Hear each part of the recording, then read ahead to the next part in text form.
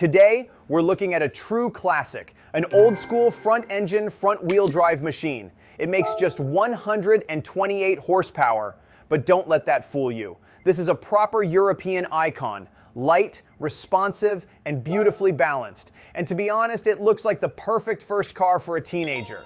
This is the 1988 Peugeot 205 GTI. Never heard of it? Driver 97 highly recommends it.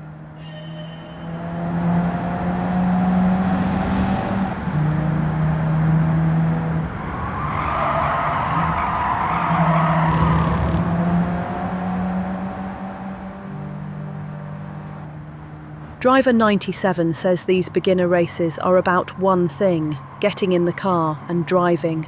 Sure, you can talk about racecraft, but first, gain control of your tools. Whether it's a controller, a full rig, or a VR headset, use what you've got to the best of your ability.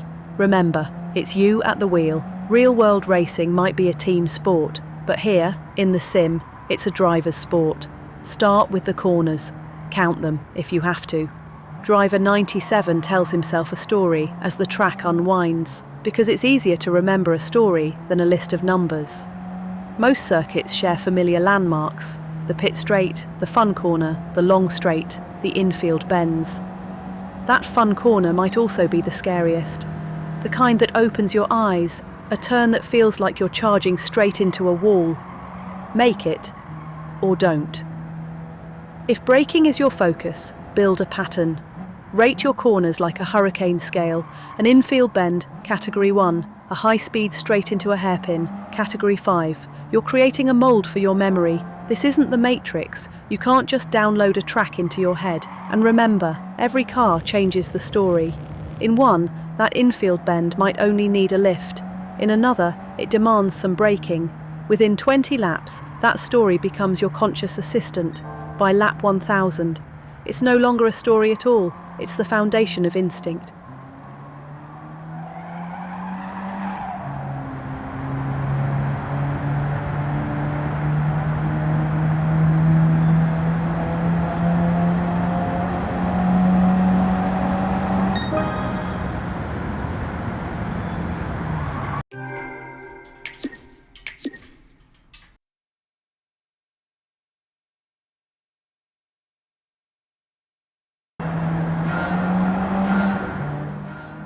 Driver 97, are you with us today? When's the right time to start taking on more challenging events? When the track feels like it's under your control. Let's say about 80% of the time you're bringing home a clean race bonus. That's your sign. And don't be afraid of repetition. It's not wasted time, especially early on. If one circuit starts to feel dull, rotate through an event series. Something like the European Sunday Cup 400. Yes, thank you, Driver 97. That's really helpful advice.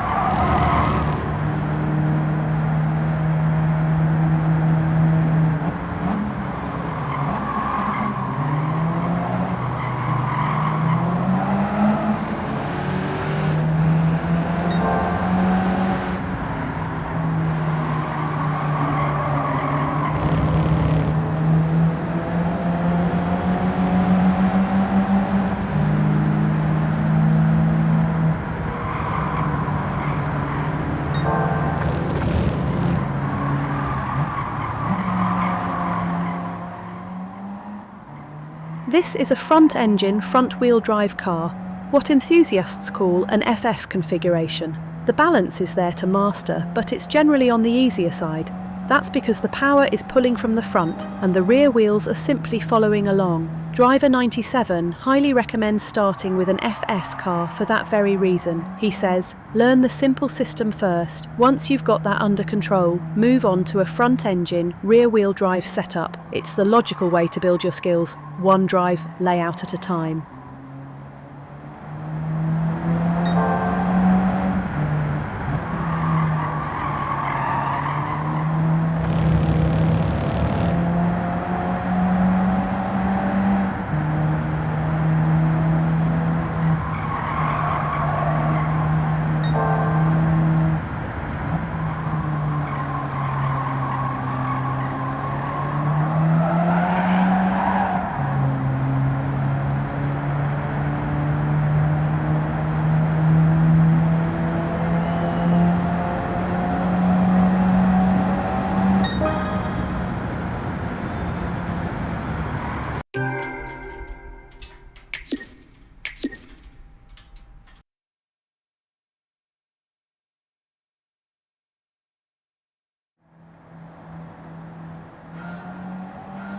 Okay, Driver 97, a lot of the European Sunday Cup events use these shortcut tracks, a cobbled together of sections from a larger professional circuit.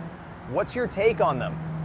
I love them! They usually give you just the best part of the bigger track, but they also throw in wild transitions, the offbeat pathways that catch you off guard. A pro track has a predictable rhythm. It feels like a racetrack. These shortcuts, they force a driver to think on their feet, especially if someone skips them entirely and jumps straight to the full circuit. They miss the raw lessons, the rhythm, the quick reactions, the forced precision. So it's not just about a smaller scale, it's about adaptability then? Exactly! Small track, big lessons.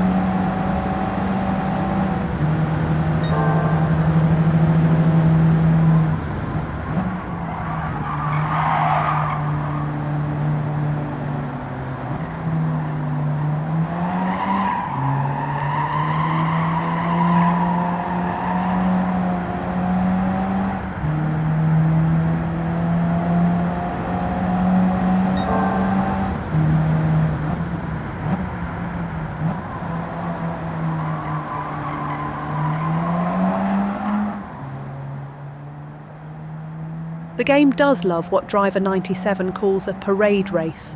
You know the type. You start dead last, and the objective is to climb your way to the front. A heroic last-to-first story. In the real world, a single last-to-first win could define a driver's career. But here in the sim, the repetition of that format rather dilutes the glory, doesn't it? It's a clear divide between the game's gentle training mode and the much tougher, chili pepper events. To say nothing of the humbling experience that is racing against a trained, talented human.